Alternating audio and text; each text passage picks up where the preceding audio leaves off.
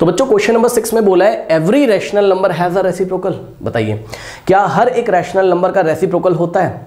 नहीं। क्यों sir?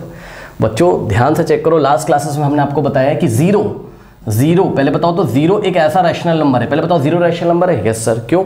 Zero को हम क्या लिख सकते हैं? 0/1। चेक कर लीजिए, क्योंकि बेटा 0/1 वापस से जीरो होगा ना, तो जीरो को हमने 0/1 लिख दिया, यानी कि ये हम लेके आ गए हैं कौन से फॉर्म में? p/q के फॉर्म में, where p and q are integers. Check कर लो, p कितना है? 0 है, और q कितना है?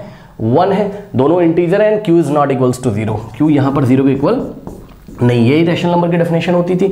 तो 0 को हम 0/1 के फॉर्म में लिख सकते हैं, ठीक है ना, यानी कि 0 इज अ रैशनल नंबर, ये बात हमें पता है। ठीक, देखिए 0 इज अ रैशनल नंबर, ये बात हम लोगों को पता है, 0 इज अ रैशनल नंबर। अब ध्यान से सुनिए बच्चों, 0 एक ऐसा रैशनल नंबर है जिसका रेसिप्रोकल आप नहीं निकाल सकते हो, ठीक है। जैसे कि हमने एग्जांपल लिया कुछ, मान लीजिए बच्चों एक रैशनल नंबर लिया हमने 2/5।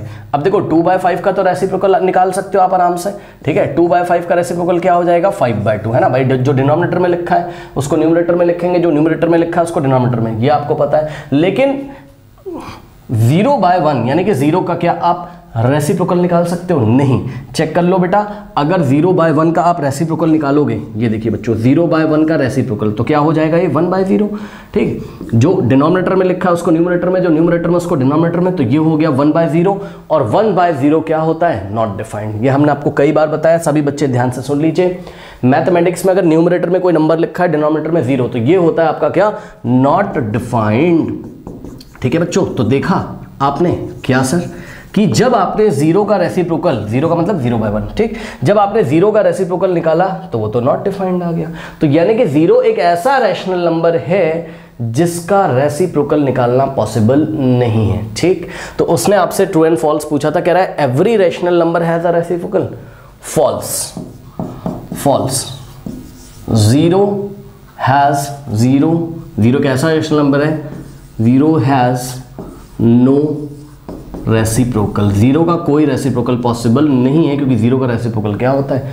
Not defined. ओके बच्चों, और एक बात और याद रखिएगा, मैथमेटिक्स में देखिए जब भी कोई स्टेटमेंट पूछ रहा है, अगर आपको एक भी एग्जांपल ऐसा मिल गया जो उसको काउंटर कर देता है, काउंटर मतलब जो उसको अपोज कर देता है, तो दिया गया स्टेटमेंट फॉल्स हो जाता है। इसको हम बोलते हैं counter method to make false any statement. किसी स्टेटमेंट को फॉल्स करने के लिए केवल एक काउंटर एग्जाम्पल काफी है। तो चेक कर लो, ये काउंटर एग्जाम्पल हमने किसका लिया? 0 का। क्यों लिया? क्योंकि हमें पता है, हमें नॉलेज है, इसलिए हमने लिया, ठीक है ना। आपको भी पढ़ के पता चलेगा, ठीक है। तो ये स्टेटमेंट हो गया false because 0 has no reciprocal. Okay बच्चों, नोट कर लीजिए।